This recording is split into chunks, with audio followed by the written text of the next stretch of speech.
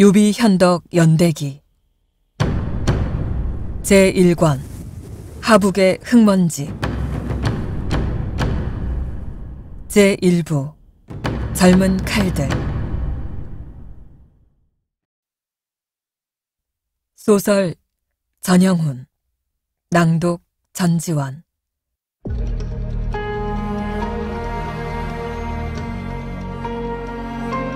제6장 모하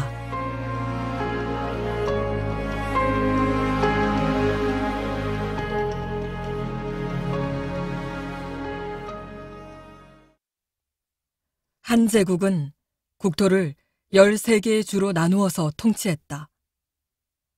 주의 아래에는 군을 두었고 군 밑에는 현을 두었다. 탁군은 한 제국의 동북쪽 변방에 있는 유주에 속한 군이었다. 제국의 수도인 낙양으로부터 너무나 멀리 떨어진 곳이었기에 탁군에는 조정의 권능이 제대로 미치지 않았다. 황제가 파견하는 지방관들은 오직 세금을 징수하고 북방 유목민의 반란을 틀어막는 일에만 관심을 가졌다. 조정은 탁군의 백성들을 들판에 사는 짐승들처럼 방치했고 탁군은 사사로이 무장한 토호들과 무레배들의 사냥터가 되었다. 토호들과 무레배들은 지방관의 묵인 아래 백성들을 마구잡이로 사냥했고 그렇게 해서 얻어낸 포획물들의 일부를 지방관에게 상납했다. 동인단은 그 사냥터에 발을 들인 신참자였다. 그러나 우리는 백성들을 노리는 사냥꾼이 아니라 백성들을 지켜주는 파수꾼이 되고자 했다. 아니, 적어도 백성들의 것을 강제로 빼앗아서 우리의 것으로 삼는 일만은 피하고자 노력했다. 나는 가난한 백성들의 재산에 손을 대지 않았고 필요한 것들은 오로지 부유한 사람들로부터만 얻어냈다. 동인단은 세력권 내의 치안을 확보하는 일을 주된 업으로 삼았다. 동인단은 비적대를 소탕하고 유민의 무리가 촌락들을 약탈하는 일을 막았으며 무레배들이 백성들의 돈을 갈취하는 일을 단속했다. 우리는 낙양의 조정이 지켜주지 않는 탁군의 백성들을 우리 손으로 지켜냈고 그 대가로 부호들과 대상들에게서 적당한 금액의 보호비를 상납받았다. 하지만 나는 힘있는 자들의 돈을 취하는 일의 위태로움을 잘 알고 있었기에 동인단의 돈을 상납하는 부자들을 적으로 만들지 않으려 노력했다. 나는 그들에게 검술이 뛰어난 단원들을 호위무사로 파견해 주었다. 그렇게 함으로써 부호와 대상들은 동인단에게 상납을 강요받는 모양새가 아니라 자신들이 고용한 호위무사에게 경호의 대가를 지불하는 떳떳한 방식으로 보호비를 낼 수 있었다. 부호와 대상들은 내가 자신들의 체면이 깎이지 않도록 노력하고 있다는 것을 재빨리 간파했다. 그들은 자주 자신들만의 연회에 나를 초대해서 나에 대한 호감을 표시했다. 나는 모하를 그해 겨울에 어느 연회 자리에서 처음 만났다. 모하의 아버지는 부유한 상인이었다. 나는 모하의 아버지가 주최한 연회에 참석하기 위해 모하의 집을 찾아갔다가 우연히 그녀와 마주쳤다.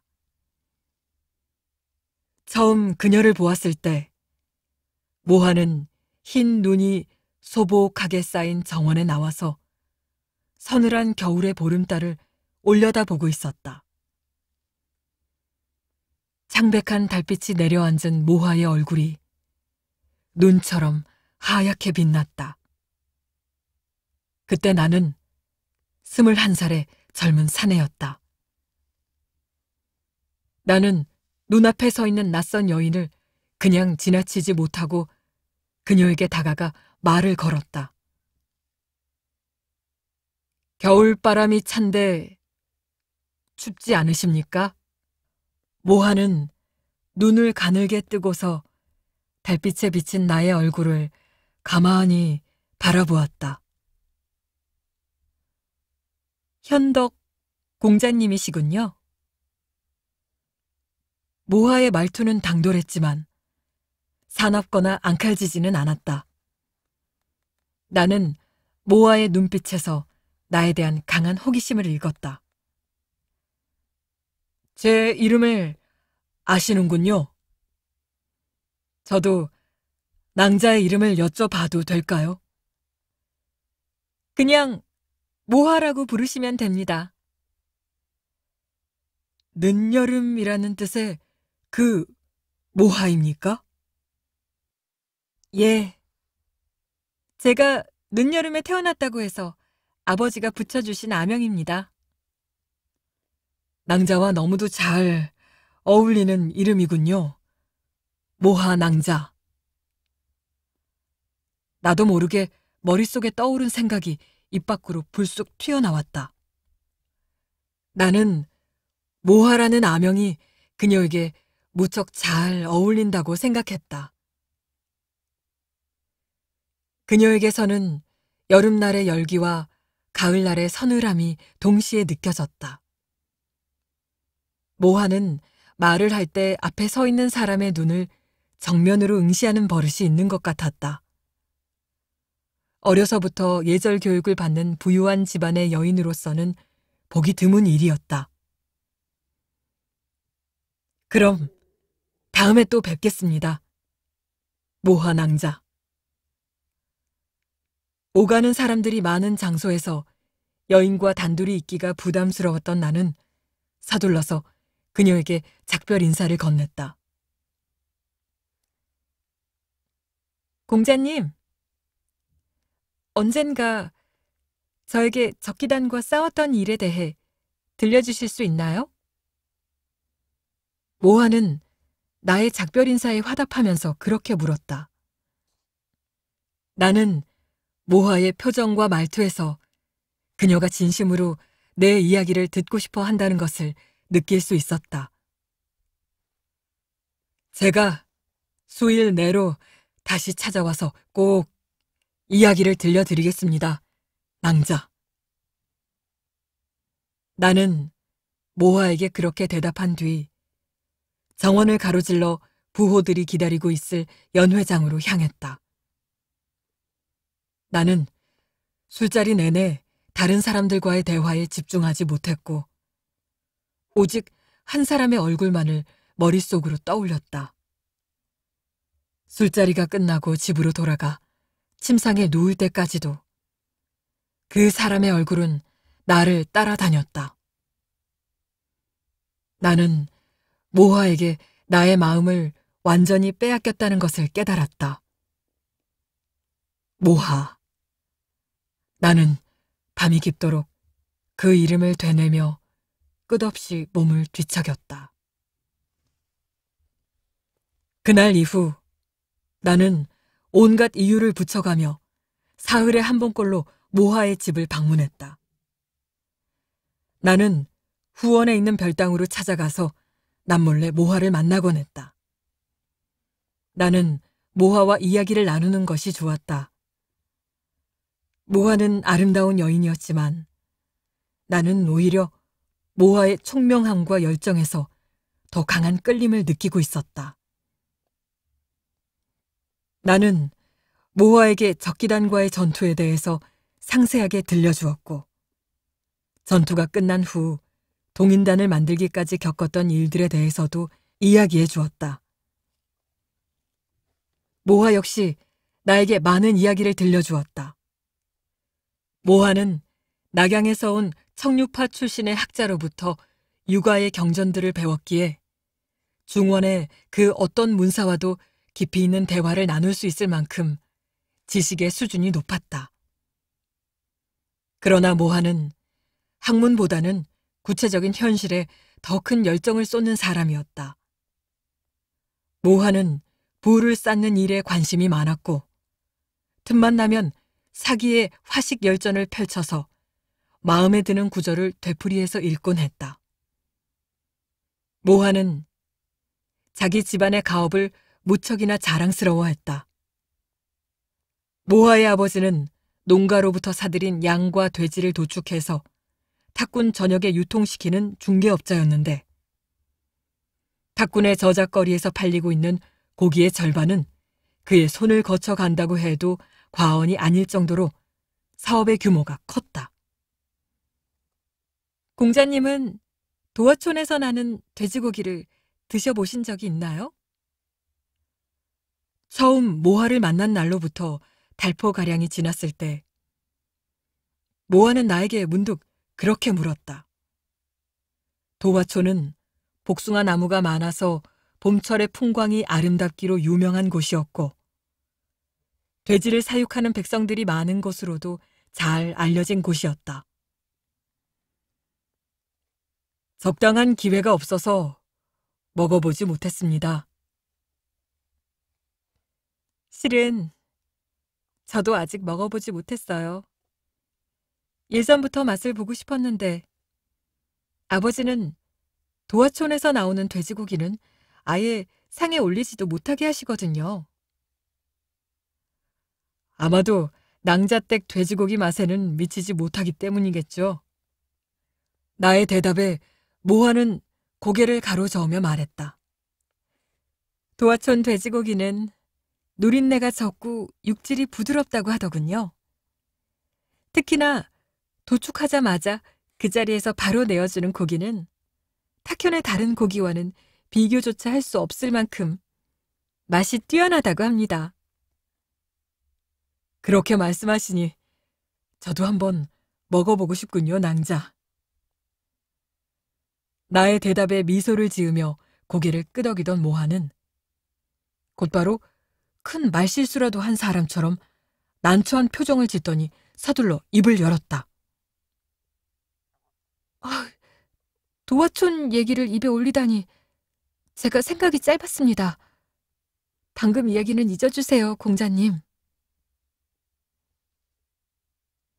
도화촌 안에는 사람들이 도장이라고 부르던 커다란 푸죽간 거리가 있었는데 그곳은 무부나 협객들이 마음대로 드나들 수 없는 봉금의 구역이었다. 모하는 나의 면전에서 도화촌을 입에 올린 것을 두고 내가 모욕감을 느끼지는 않을까 싶어 당황했던 것이 분명해 보였다. 아닙니다, 낭자. 심려하지 않으셔도 됩니다. 나는 손사래를 치면서 밝은 표정으로 대답했다. 모하는 잠시 나의 눈을 들여다보더니 이내 안도하는 얼굴로 다른 이야기를 시작했다. 모하의 이야기는 한참 동안 계속되었고 나는 오후가 다 지나도록 후원의 별당에 머물렀다. 모하의 집을 떠나서 노상촌으로 돌아오는 동안 나는 도화촌의 푸죽간 거리에 대해서 생각해 보았다. 탁현에서 도화촌이 차지하는 위상은 기묘하고도 유별난 구석이 있었다. 도화촌은 예전부터 탁현 안의 외딴 섬처럼 관행적인 자치권을 인정받아왔다. 도화촌에는 대대로 장가 사람들이 집성촌을 이루어서 살고 있었는데 장가의 사내들 중에는 기골이 장대하고 힘이 황소처럼 센 장사들이 많았다. 게다가 장가 사람들은 대부분이 돼지를 도축하는 일에 종사하는 포정이었기에 웬만한 무부 협객들은 그들의 상대가 되지 못할 만큼 칼을 다루는 솜씨가 뛰어났다. 탁현의 치안이 무너져버린 수십 년 전부터 이들 장가의 포정들은 푸죽간 거리에서 나오는 막대한 이익을 노리고 덤벼드는 탁군의 여러 무력 집단들과 끝도 없는 분쟁을 치러왔었다. 충돌은 여러 해 동안 계속되었지만 장가의 포정들은 단 한 번도 외부의 세력에 패배하거나 무릎 꿇지 않았고 끝끝내 푸죽간 거리를 빼앗기지 않았다. 기나긴 전쟁이 끝난 후 도화촌의 푸죽간 거리인 도장은 무부나 협객들이 함부로 드나들 수 없는 봉금의 땅이 되었다. 그것은 장가의 포정들이 얻어낸 승리의 전리품이었지만 반복되는 유혈 참사를 막기 위한 현실적인 방책이기도 했다. 나는 도화촌의 돼지고기를 맛보고 싶어 하던 모하의 천진한 얼굴을 떠올리며 그녀에게 도화촌의 고기를 구해다 주기로 마음을 굳혔다. 동인단의 수장인 나는 포정들의 우두머리인 도장주의 허락 없이는 도장 안으로 들어갈 수가 없는 처지였기에 옆집에 사는 오래된 친구에게 이 일을 부탁하기로 마음을 먹었다. 그 친구는 동인단의 단원이 아니었고 무사나 협객과도 거리가 먼 사람이었으므로 푸죽간 거리에 들어가지 못할 이유가 전혀 없을 것이었다. 이참에 마을 잔치나 열어볼까? 가난한 누상촌 사람들 중에는 도화촌의 고기를 먹어보지 못한 사람이 많았다. 나는 내친 김에 마을 사람들과 단원들에게도 도화촌의 돼지고기를 대접하기로 결심을 굳혔다. 생각이 거기까지 미친 나는 달리는 말의 속도를 높여서 누상촌으로 돌아가는 발걸음을 재촉했다. 나는 짧은 겨울 해가 저물기 전에 서둘러 집에 도착했다. 나는 어머니에게 마을 잔치를 준비해달라는 청을 드린 후 옆집에 사는 친구를 찾아갔다. 친구는 나의 부탁을 흔쾌히 들어주었다. 우리 집 우마차를 끌고 다녀오게. 7마리 정도만 도축하면 온 마을이 배불리 먹을 수 있을 거야. 걱정 말게, 연덕. 아침 해 뜨기 전에 출발해서 늦지 않게 다녀올 테니까. 친구는 사람 좋은 웃음을 지어 보이며 내가 건네준 돈꾸러미를 넘겨받았다. 다음 날 친구는 다른 2명의 동무를 더 데리고 아침 일찍 도화촌을 향해서 길을 떠났다. 친구들이 눈앞에서 사라지고 난 뒤 문득 불안한 마음이 든 나는 말 타는 솜씨가 뛰어난 칼잡이 한 명을 불러서 친구들의 뒤를 쫓아가도록 지시했다. 친구들이 도화촌으로 떠나고 1시즌가량이 흘렀을 무렵 간홍이 최근에 입수한 탁군의 여러 소식들을 알려주기 위해서 적기를 타고 집으로 찾아왔다.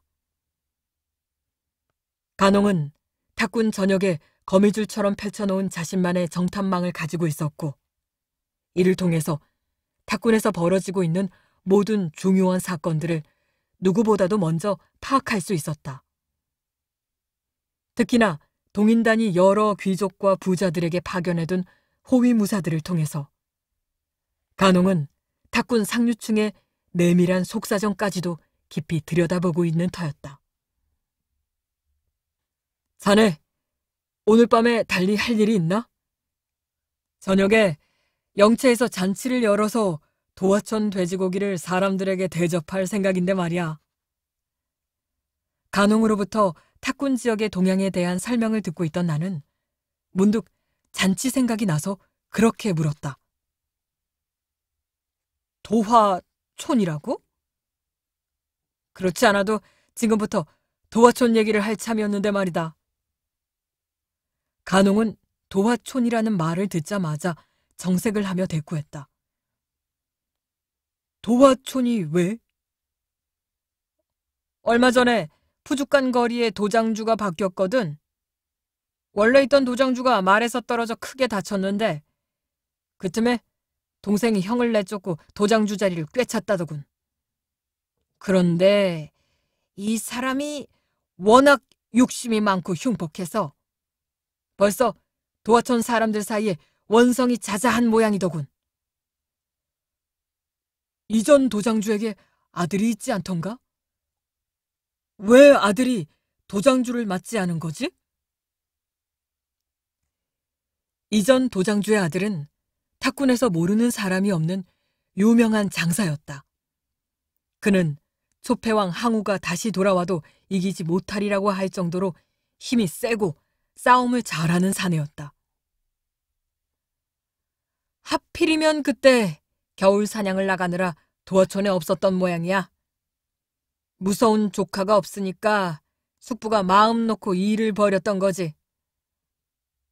자네 그 사람과 친하지 않았던가? 지금 어디에 있지? 도장주 자리에 오른 숙부가 자기 목숨을 노리고 있으니 일을 도모할 때까지는 숨어 있겠다고 하더군.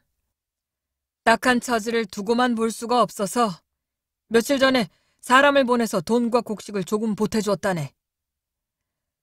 간홍은 이야기를 모두 마친 후 자리에서 일어났다.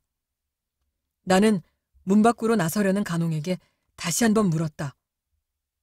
그래서 저녁에 오겠다는 건가 말겠다는 건가? 당연히 가야지. 제일 좋은 부위로 남겨주게, 현덕. 모아 아가씨한테 다 주지 말고. 간홍은 그렇게 대답한 후 호탕하게 웃으며 방을 나섰다. 다 알고 있었군. 나는 속으로 쓴웃음을 지으며 떠나가는 간홍의 뒷모습을 물끄러미 바라보았다. 나는 도화촌으로 떠난 친구들이 되도록 빨리 돌아와 주기만을 기다리며 오후 내내 조바심을 냈다. 늦어도 신시가 시작되기 전까지는 친구들이 돌아와야 내가 직접 모아에게 돼지고기를 전해줄 수 있을 터였다. 그러나 친구들의 우마차는 신시는커녕 서쪽 들판 너머로 겨울 해가 사라질 때까지도 영채 앞에 모습을 드러내지 않았고 나는 무언가 일이 단단히 잘못 돌아가고 있음을 깨달을 수밖에 없었다. 도화촌은 다녀오는데 하루가 걸릴 만큼 먼 곳에 있는 마을이 아니었다. 나는 잔치에 찾아온 손님들을 웃는 얼굴로 응대하면서도 두 눈으로는 쉴 새 없이 대문 쪽을 바라보며 친구들의 모습을 애타게 기다려야만 했다. 왜 아직도 돼지고기 냄새가 나지 않는 거냐, 현덕? 내가 알 수 없는 불길함에 사로잡혀 갈피를 잡지 못하고 있던 그때 간홍이 영채 안으로 성큼성큼 들어서며 나에게 물었다. 친구들이 아직까지 돌아오질 않았네. 뭔가가 잘못된 게 아닌지 모르겠어. 나의 말을 듣고 난 간홍의 얼굴에서 웃음기가 사라지더니 뭔가 마음에 걸리는 일이라도 있는 사람처럼 불안한 표정이 떠올랐다. 내가 가봐야겠다. 너는 잔치 준비나 잘하고 있어라. 간홍이 적기에 오르기 위해 황급히 발걸음을 옮기려던 그때 누군가가 저 멀리서 말을 타고 영채를 향해 달려오는 것이 눈에 띄었다. 나는 그 사람이 새벽에 친구들에게 붙여두었던 칼잡이임을 한눈에 알아볼 수 있었다. 칼잡이는 영채 앞에 닿자마자 말에서 뛰어내려 내 앞으로 달려오더니 거친 숨을 몰아쉬면서 다급하게 친구들의 소식을 전했다. 셋 다 놈들에게 잡혀 있습니다. 아무리 기다려도 도장 밖으로 나오지 않길래 죽을 각오를 하고 몰래 들어가 봤더니 세 사람 모두 큰 도살장 안에 붙잡혀 있었습니다. 다들 밧줄로 꽁꽁 묶여 있었고 구타를 당한 흔적도 보였습니다. 견디기 힘든 격렬한 분노가 치밀어 올라 나의 온몸에 불을 질렀다. 나는 미친 듯이 요동치는 심장을 진정시키기 위해 잠시 숨을 골랐다. 냉정하지 못하면 친구들이 죽는다.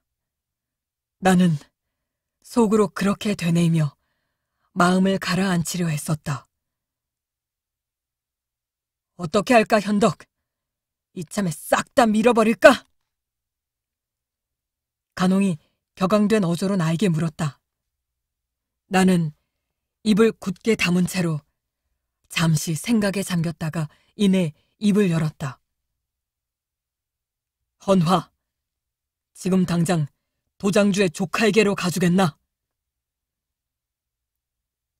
간홍은 내 말의 의미를 곧바로 깨달은 듯 크게 고개를 끄덕여 보였다. 20명만 데려가겠다, 현덕. 도화촌에 먼저 가 있어라. 간홍은 상단의 무부 시절부터 함께했던 단원들을 데리고 급하게 영채를 떠났다. 나는 내 주위로 몰려든 나머지 단원들에게 큰 소리로 명령을 내렸다. 이 자리에 있는 모든 단원은 지금 즉시 무장을 갖추고 출격 명령을 기다려라. 활과 창, 도끼와 칼까지 챙길 수 있는 무기는 모두 챙겨라. 우리는 준비가 끝나는 즉시 도화촌으로 간다. 나는 큰 북을 울리도록 지시한 후 영채 안으로 뛰어들어가 장검을 가지고 나왔다. 밖으로 나와보니 멀리서 북소리를 들은 단원들이 말을 타고 영채 앞으로 속속 모여들고 있었다. 나는 조급해지는 마음을 억누르며 단원들을 일각 동안 기다렸다. 일각 후에 숫자를 세어보니 40명이 조금 넘는 단원들이 영채 앞에 집결해 있었다. 나는 40명의 단원들을 이끌고 동쪽 문을 지나서 마을 밖으로 나섰다. 우리들은 두꺼운 털옷의 틈새를 파고드는 차가운 바람을 맞으며 들판 위로 말을 달렸다. 창백한 겨울의 달이 푸른 빛을 던지고 있는 들녘을 바라보며 나는 아주 잠시 모하의 얼굴을 머릿속에 떠올렸다. 이제 모하에게 돼지고기를 가져다 주기는 힘들겠군. 나는 속으로 중얼거리면서 채찍을 휘둘러 말의 속도를 끌어올렸다. 질주하는 말들의 거친 말발굽 소리가 어둠에 잠긴 들판을 건너가며 차가운 밤 공기를 뒤흔들고 있었다.